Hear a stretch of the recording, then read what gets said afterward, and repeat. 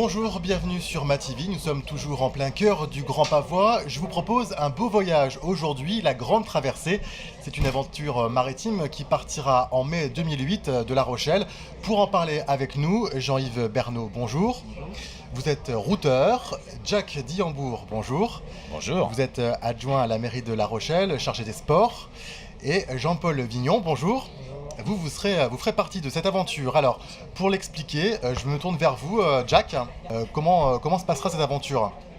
Elle se passera très bien, c'est incontestable. En quoi elle consiste? Nous en sommes déjà tout à fait certains. Alors, en quoi elle consiste? Elle consiste à effectuer, pour des plaisanciers, la traversée La Rochelle-Québec, départ le 8 mai. Et cette aventure maritime s'inscrit dans le cadre plus général de manifestation du 400e anniversaire de la Fondation de Québec et du départ de Samuel Champlain. Voilà le cadre. Un Charentais maritime, évidemment, brouage, etc. Tout ça, c'est à savoir également que le port de La Rochelle était le port d'où sont partis la majorité des migrants. C'est donc le port qu'ils ont gardé en mémoire. Et c'est pour ça que nos amis canadiens sont très attachés à notre ambiance et à notre participation. Alors 400 ans après, qui seront ceux qui seront sur le départ, la flotte qui partira de La Rochelle en mai 2008? Alors ce sera tous les courageux, moi je dis un peu des fois tous les barjots, mais tous les courageux. Jean-Paul ne conteste pas, vous êtes un barjot, Jean-Paul? Non, c'est quelqu'un de très sérieux, au contraire. Donc tous ceux qui sont passionnés de la mer, et tous ceux qui ont envie de réaliser ce parcours, qui est plus difficile qu'il y paraît, nous dira Jean-Yves, ce parcours avec un bateau de minimum 10 mètres, ce sont les règles que nous avons fixées, et avec un équipage de minimum 3 personnes, tout ça effectivement pour l'effectuer dans les meilleures conditions possibles, arriver à Québec au sein d'une somptueuse fête dont on gardera la mémoire, je pense, pour le reste de nos jours. Aujourd'hui, combien de bateaux sont inscrits? Alors à ce jour, car il y en a quelques-uns qui viennent de s'inscrire, c'est 38 et je crois même 40. Les derniers coups de fil, là, c'est 40 fermes et un peu plus de 88 sont préinscrits. Vous avez une jauge? C'est une bonne question. Nous avons une jauge que nous avons fixée à 50. 50, c'est pour être tout à fait parfait et sérieux. Mais nous examinerons les candidatures supplémentaires. On s'est laissé une petite marge. Mais je pense qu'il faut quand même rester sérieux et conduire une flotte avec le maximum de garanties. Jean-Paul, vous avez été le premier inscrit. Pourquoi?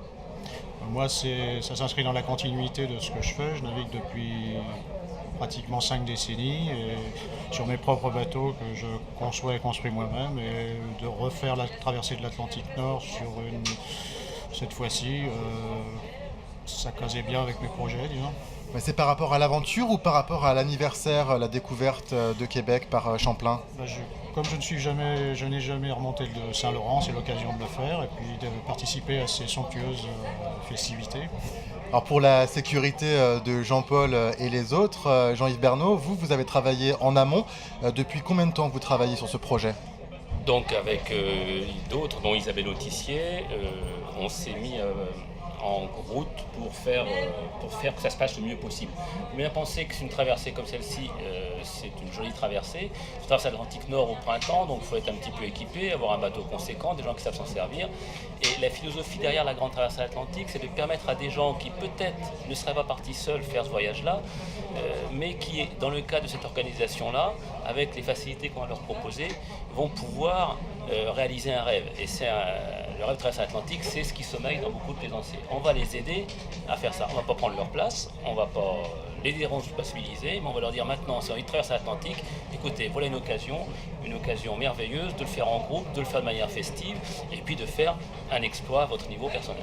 Quel trajet vous avez imaginé? Donc le trajet qui a été imaginé, c'est un beau trajet, donc partir de La Rochelle, la plus belle ville du monde, tout le monde le sait.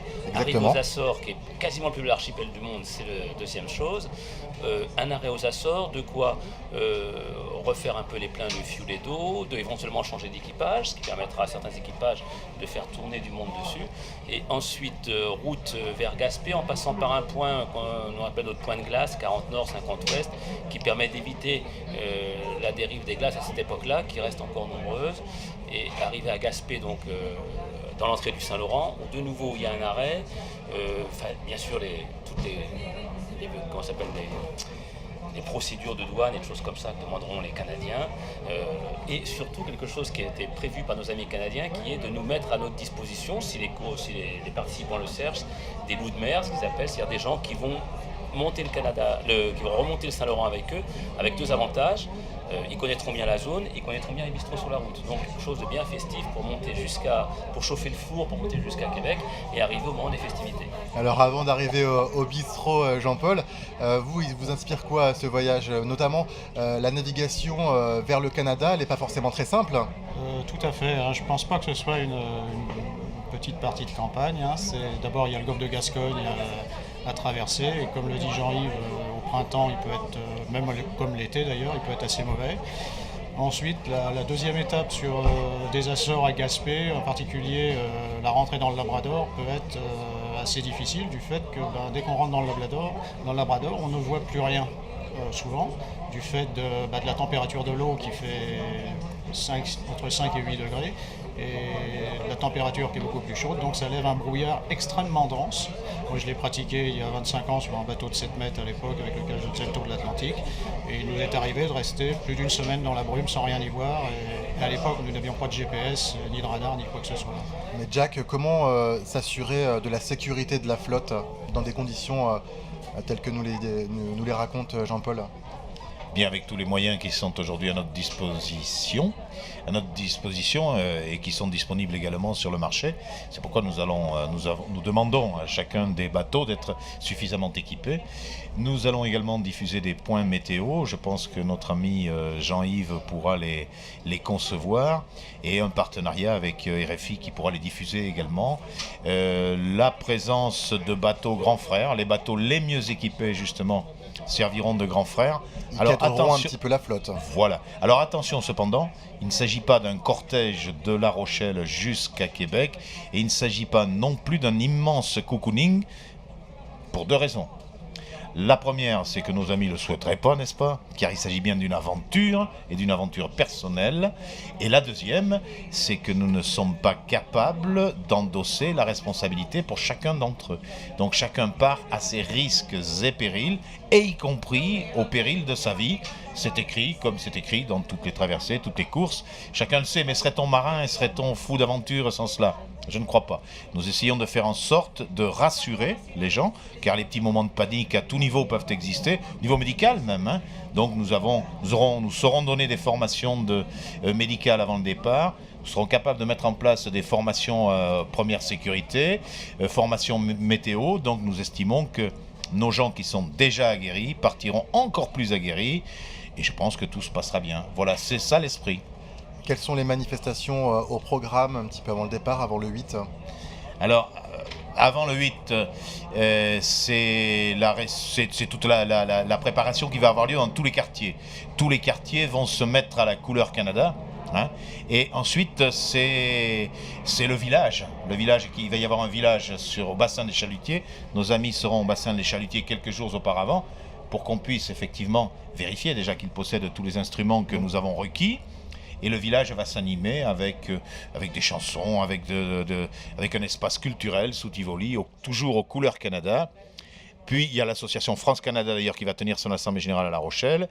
Et puis le 8 mai sera le jour du départ. Madame la gouverneure générale du Canada sera là avec les autorités. Et ça c'est sûr maintenant. Et le 8 mai, l'ensemble de cette petite flottille partira dans l'après-midi en fonction de la marée, derrière on va dire un pilote prestigieux qui est le Belém qui viendra éviter dans le Vieux-Port. C'est la première fois qu'il passera entre les deux tours, si la météo lui prête jusqu'au bout la possibilité de le faire, parce que ça passe pile poil, comme disent certains, au chausse-pied, mais je pense que ça va le faire. Il évitera donc dans le Vieux-Port, et ensuite toute la flottille suivra derrière avec des milliers de bateaux rochelais pour les accompagner un certain temps, et on profitera du fait qu'ils soient partis pour nous rester et faire la fête. Pendant qu'ils tireront les premiers bords, nous tirerons les pétards du feu d'artifice et nous ferons danser leurs copines. Voilà le programme. Nous suivrons cette cette aventure avec attention. Merci à vous trois d'avoir accepté notre invitation. Nous, on se retrouve pour le prochain débat. Il sera consacré à l'extension du port des Minimes. Merci.